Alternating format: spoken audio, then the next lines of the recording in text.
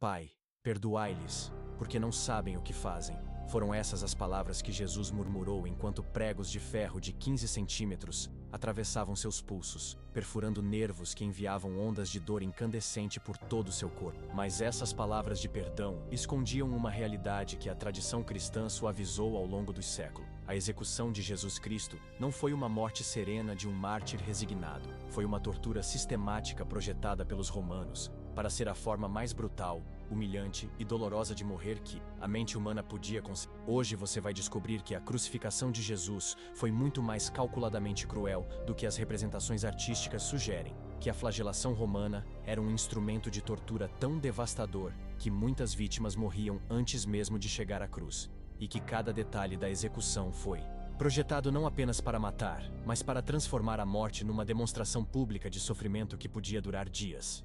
Mas primeiro, você precisa entender por que os romanos consideravam a crucificação a mais cruel e terrível punição que existia. Tão brutal que Cícero disse que a palavra cruz deveria ficar longe dos pensamentos de um cidadão romano. Foi recebido dos persas, assírios e caldeus pelos gregos, egípcios e romanos. Os assírios usavam empalamento, atravessar o corpo com estacas pontiagudas, como forma de terrorizar populações conquistadas. Os persas desenvolveram uma versão mais refinada, pendurando vítimas em postes por dias. Mas foram os romanos que transformaram a crucificação numa arte sinistra. Eles estudaram a anatomia humana para descobrir exatamente como prolongar a agonia, testaram diferentes posições para maximizar o sofrimento e criaram um espetáculo público que servia tanto para executar quanto para aterrorizar. A crucificação foi inventada pelos persas em 300 a.C. e aperfeiçoada pelos romanos em 100 a.C., sendo aplicada nas diversas nações onde o império se impunha. Como explica a pesquisadora Louise Cilliers, a morte por cruz era considerada a forma mais brutal de executar alguém na antiguidade, pior que cremação e decapitação. O filósofo romano Cícero considerava a crucificação a punição mais cruel e terrível que existia. Antes mesmo de Jesus chegar à cruz, ele havia passado por uma noite de torturas que teria matado muitos homens. Depois de ser preso no Getsêmani, onde o estresse havia sido tão intenso que ele suou sangue, uma condição médica rara chamada hematidrose causada por pressão extrema, ele foi submetido a uma série de julgamentos que duraram toda a noite. Para além disso, durante toda a noite dramática sem dormir, Jesus havia sido obrigado a andar cerca de 4 quilômetros de ir para os locais onde se realizaram os diversos julgamentos. Então, uns lhe cuspiram no rosto e lhe deram socos, e outros o esbofetearam, dizendo: "Profetiza-nos, ó Cristo, quem foi que te bateu?" O trauma não era apenas físico, era psicológico, projetado para quebrar a resistência mental da vítima, antes mesmo da execução começar. A verdadeira brutalidade começou com a flagelação romana, um processo tão devastador que tinha seu próprio nome técnico, flagelatio. Este não era um açoitamento comum, era uma tortura científica, usando um instrumento especificamente projetado para arrancar carne humana. A flagelação era uma preliminar legal para toda a execução romana. Despiam a parte superior do corpo da vítima, amarravam-na a um pilar pouco elevado, com as costas encurvadas, de modo que ao descarregar os golpes sobre ela, nada perdessem de sua força. O instrumento usado era o flagrum, um chicote curto com várias tiras de couro, às quais eram atadas esferas de metal e fragmentos afiados de ossos de carneiro. O flagrum era confeccionado de várias formas, sendo que a mais corriqueira era a de um chicote de couro com 3 ou até mais extremidades, também de couro com bolinhas de metal, ossos de carneiro, astrágalos e outros objetos pendurados ao final de cada uma, principalmente em forma de haltere. Seria como comparar um choque elétrico a um raio. Cada golpe do flagrum não apenas cortava a pele. As esferas de metal criavam contusões profundas, enquanto os fragmentos de osso arrancavam pedaços de carne. À medida que os soldados romanos chicoteavam, repetidamente e com todas as suas forças, as costas da vítima, as esferas de ferro causavam contusões profundas e, simultaneamente, as tiras de couro e fragmentos de osso rasgavam a pele e tecidos subcutâneos. Em seguida, com a continuação do açoitamento, as lacerações penetravam nos músculos subjacentes e provocavam faixas trementes de carne viva. Os soldados romanos eram 2, posicionados de cada lado da vítima, alternando golpes para garantir que nenhuma parte das costas, ombros ou pernas escapasse. Eram 2 algozes, um de cada lado. Pelas análises do sudário de Turim, as marcas dos flagelos podem ser vistas nas espáduas, costas, rins e também no peito. As chicotadas vão até as coxas e barriga das pernas. A lei hebraica limitava o açoitamento a 39 golpes, mas os carrascos romanos não seguiram essa limitação. Mas os carrascos não seguiram esse número e foram até o limite da síncope, desmaio. Eles continuavam até que a vítima desmaiasse ou entrasse em choque. Uma análise do sudário de Turim revela marcas de um objeto em forma de haltere, atingindo a parte dianteira e traseira do tronco e chegando às panturrilhas. O número de marcas de açoite ultrapassa 100, pois o flagrum era formado de 3 tiras. Assim, cada golpe causaria 3 marcas. Os efeitos médicos eram devastadores. Aos primeiros golpes, as correias deixaram longos riscos azuis de equimose subcutânea em uma pele já sensibilizada. Depois, apareciam enormes feridas com matizes de preto, azul e vermelho, lacerações, arranhões e inchaço. Os músculos intercostais, entre as costas e os músculos do peito, apresentavam hemorragia, e os pulmões eram lacerados, frequentemente colapsados. Todos esses fatores impunham à vítima extrema dor quando tentava respirar. O açoitamento com flagrum resultava geralmente em fraturas nas costelas, e ferimentos e lacerações nos pulmões, causando sangramento nas cavidades do peito e pneumotórax parcial ou total.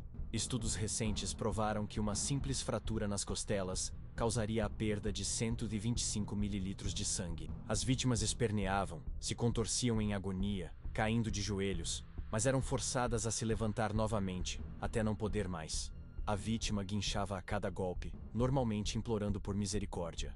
Períodos de intensa transpiração ocorriam intermitentemente. A vítima era reduzida a uma massa de carne, exaurida e destroçada, ansiando por água. A flagelação levou Jesus a um prematuro estado de choque. Após a flagelação, os soldados se divertiram humilhando ainda mais Jesus numa cerimônia de coroação zombeteira. Os soldados romanos troçaram dele, colocando-lhe um manto púrpura sobre os ombros, que grudou imediatamente nas chagas abertas, uma coroa de espinhos que penetrou profundamente no couro cabeludo, uma das regiões mais vascularizadas e um bastão como cetro. Em seguida, cuspiram em Jesus e bateram-lhe na cabeça com o bordão, cravando ainda mais os espinhos.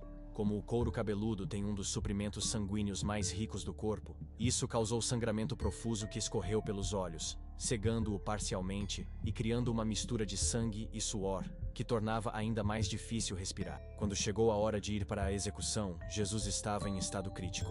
A dureza das práticas de flagelação, originando dores muito intensas e uma apreciável perda de sangue, deixaram Jesus certamente em estado de brechó. Ele havia perdido tanto sangue que desenvolvia hipovolemia, uma condição onde não há sangue suficiente para manter a pressão arterial normal. O pesado patíbulo da cruz está amarrado sobre seus ombros, mas o peso da viga pesada de madeira, juntamente com o choque produzido por perda de sangue, é demais. Ele tropeça e cai. A madeira áspera da viga goiva no lacerado pele e músculos dos ombros. A cruz pesava mais de 300 libras, 136 quilos, mas somente o patíbulo, parte horizontal, foi colocado sobre sua nuca. Pesava entre 75 e 125 libras, aproximadamente 30 quilos. No decorrer do caminho, sua túnica estava mais uma vez colada em suas chagas, em todo o seu corpo. Cada fio de lã estava colado à sua superfície despida, e quando eram retirados, cada um dava a sensação de arrancar uma das inumeráveis terminações nervosas deixadas a descoberto nas chagas.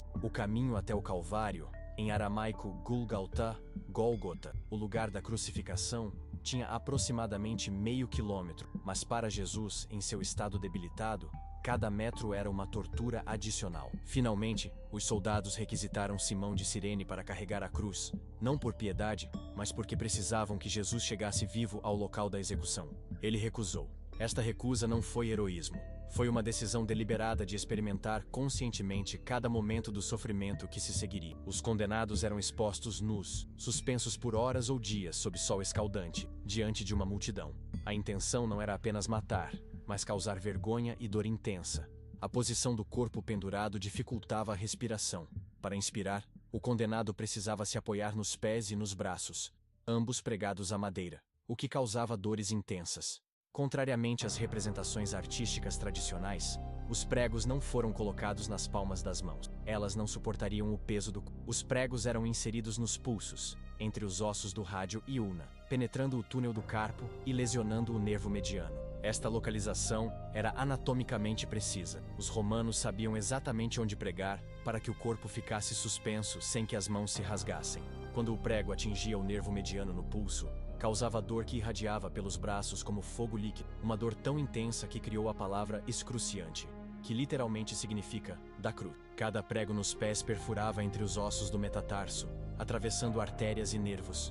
Em alguns minutos após ser colocado na cruz, seus ombros foram deslocados, e alguns minutos mais tarde, seus cotovelos e pulsos também se deslocaram. O resultado deste deslocamento dos membros superiores levou a um alongamento de 22,8 cm em seus braços. A força da tração causou deslocamento da caixa torácica para cima e para fora. Seu tórax se manteve em posição respiratória de inspiração máxima, e para poder respirar, Jesus requeria um esforço supremo de seu corpo. Para respirar, Jesus tinha que empurrar os pregos nos seus pés para baixo, levantando seu corpo inteiro contra os pregos nos pulsos. Cada respiração exigia que ele se levantasse contra os pregos, causando dor excruciante nos pés, pulsos e braços deslocados. Este ciclo de respiração forçada continuou por horas. Cada vez que Jesus precisava falar, o esforço era ainda maior. As 7 frases que ele pronunciou na cruz, incluindo Pai, perdoai-lhes e está consumado, exigiram esforço sobre-humano, elevando-se contra os pregos para conseguir ar suficiente para formar palavras. Gradualmente, à medida que a fadiga se instalava, os períodos de respiração se tornavam mais curtos e a asfixia mais prolongada. A respiração do crucificado era severamente afetada, porque os golpes no peito causavam dores excruciantes toda vez que ele tentava recuperar o fôlego. Os músculos respiratórios entravam em fadiga e, gradualmente, Jesus desenvolvia o que médicos modernos chamam de acidose respiratória, acúmulo de dióxido de carbono no sangue, que causa ansiedade extrema e sensação de afogamento. Simultaneamente, a perda contínua de sangue das feridas dos pregos e da flagelação levava a choque hipovolêmico progressivo. A teoria do colapso cardiovascular é a explicação moderna prevalente e sugere que Jesus morreu por causa de um choque profundo. A flagelação, as surras e finalmente sua fixação na cruz com pregos deixaram Jesus desidratado, fraco e criticamente enfermo. Não havia oferecido água durante toda a crucificação. Apenas vinagre azedo quando Jesus disse, "Tenho sede", uma resposta zombeteira dos soldados. A sede intensa era causada não apenas pela desidratação, mas pela acidose respiratória que criava uma necessidade desesperada de... Durante as 6 horas que Jesus permaneceu na cruz, seu corpo passou por múltiplas formas de trauma simultâneo. Além da dor excruciante dos pregos e a luta constante para respirar, ele sofria exposição aos elementos, desidratação severa, perda contínua de sangue e o trauma psicológico de morrer publicamente enquanto era zombado por multidões. As trevas que cobriram a terra durante 3 horas podem ter sido um alívio para Jesus, proteção do sol escaldante durante seus momentos finais. Mas mesmo esta misericórdia natural não diminuiu o sofrimento físico que continuava implacavelmente. A causa final da morte de Jesus é debatida pelos médicos modernos, mas provavelmente foi uma combinação de choque hipovolêmico, perda de sangue, asfixia por exaustão, incapacidade de continuar respirando e insuficiência cardíaca. Alguns médicos sugerem que ele desenvolveu tamponamento cardíaco, acúmulo de fluido ao redor do coração que impede o bombeamento adequado. Quando o soldado romano perfurou o lado de Jesus com uma lança, saiu sangue e água. Uma observação médica precisa que sugere separação de soro sanguíneo, consistente com morte por trauma cardiovascular. Este detalhe médico, registrado pelo apóstolo João, é tão específico que apologistas cristãos argumentam que seria impossível de inventar sem conhecimento médico moderno. Por volta das 3h da tarde, Jesus levantou sua voz em um forte grito e clamou ao Pai com todo o seu ser, pronunciando suas últimas palavras. Pai, nas tuas mãos entrego o meu espírito. Mesmo este grito final exigiu um esforço supremo para conseguir ar suficiente para falar. Sua morte foi confirmada pelos soldados romanos experientes, que sabiam reconhecer quando um crucificado havia morrido. Os soldados romanos de guarda eram proibidos de deixar o local enquanto o condenado não estivesse morto. Quebrar as pernas dos crucificados era uma forma de acelerar a morte, impedindo que se levantassem para respirar. Mas Jesus já estava morto quando chegaram a ele. A brutalidade da execução de Jesus vai além da violência física. Foi uma demonstração calculada de poder, projetada para humilhar e aterrorizar. A crucificação era realizada publicamente, em locais de grande movimento, para que o maior número possível de pessoas testemunhasse o destino dos que desafiavam Roma. Jesus foi crucificado entre 2 criminosos, deliberadamente para associá-lo com ladrões e degradar ainda mais sua reputação. O fato de que Jesus perdoou seus executores enquanto experimentava esta tortura indescritível, Pai, perdoai-lhes, porque não sabem o que fazem, torna suas palavras ainda mais extraordinárias. Ele falou de perdão enquanto pregos de ferro perfuravam seus nervos, de amor enquanto multidões zombavam de sua agonia, de esperança enquanto morria da forma mais brutal e humilhante que a crueldade humana podia conceber. A duração da crucificação variava. Algumas vítimas podiam sobreviver por 3 ou 4 dias antes de sucumbirem. O fato de Jesus ter morrido em 6 horas indica quão severamente ele havia sido torturado durante a flagelação. Muitos crucificados morriam de fome, sede ou exposição depois de dias pendurados na cruz. Jesus morreu de trauma múltiplo em tempo relativamente curto, demonstrando a brutalidade extrema de seu tratamento antes mesmo de chegar à cruz. A execução de Jesus Cristo foi muito mais brutal do que imaginamos, porque revela a capacidade humana para a crueldade sistemática elevada ao nível de ciência. Os romanos não simplesmente mataram Jesus. Eles estudaram anatomia humana para descobrir como torturar da forma mais eficiente, testaram métodos para prolongar a agonia e criaram um espetáculo público que servia múltiplos propósitos: execução, intimidação, humilhação e entretenimento sádico. Cada detalhe foi calculado. A flagelação que deixava a vítima em estado de choque, a caminhada forçada carregando o instrumento de sua própria morte, a exposição nua em público, a posição da crucificação que tornava cada respiração uma tortura, a localização dos pregos para maximizar a dor, sustentava o peso do corpo, e a duração prolongada para garantir sofrimento máximo antes da morte. O que torna a crucificação de Jesus ainda mais brutal é que ele enfrentou tudo isso conscientemente, recusando drogas para diminuir a dor, mantendo lucidez mental para perdoar seus torturadores, e usando suas últimas energias para garantir cuidado para sua mãe e salvação para um criminoso crucificado ao seu lado. Representações artísticas mostram Jesus com ferimentos limpos e expressão serena, muito distante da realidade de um homem torturado, desfigurado pela flagelação, coberto de sangue coagulado e suor, lutando agonizantemente para cada respiração.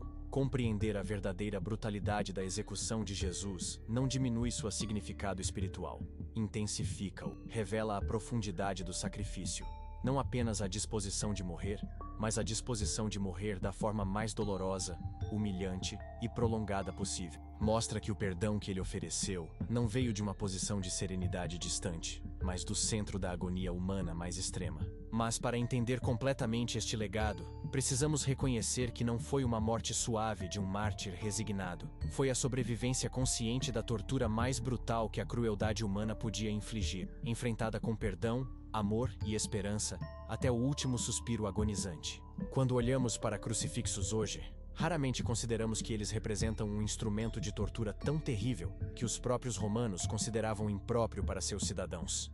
A cruz se tornou símbolo de amor e salvação, mas originalmente era símbolo de terror estatal, projetado para demonstrar o que acontecia com quem desafiava o poder de Roma. A transformação deste símbolo de brutalidade extrema em símbolo de amor redentor é talvez o maior testemunho do poder transformador da resposta de Jesus ao sofrimento. Ele pegou o pior que a humanidade podia fazer e o transformou em demonstração da melhor resposta possível: perdão, amor e esperança, mesmo diante da crueldade mais extrema. Esta é a verdade brutal sobre a execução de Jesus Cristo. Foi projetada para ser a forma mais dolorosa de morrer que mentes humanas podiam conceber, mas se tornou a demonstração mais poderosa de amor redentor que o mundo já viu. A brutalidade da execução não contradiz a mensagem de amor, intensifica-a, mostrando que mesmo diante da crueldade mais extrema, uma resposta diferente é possível.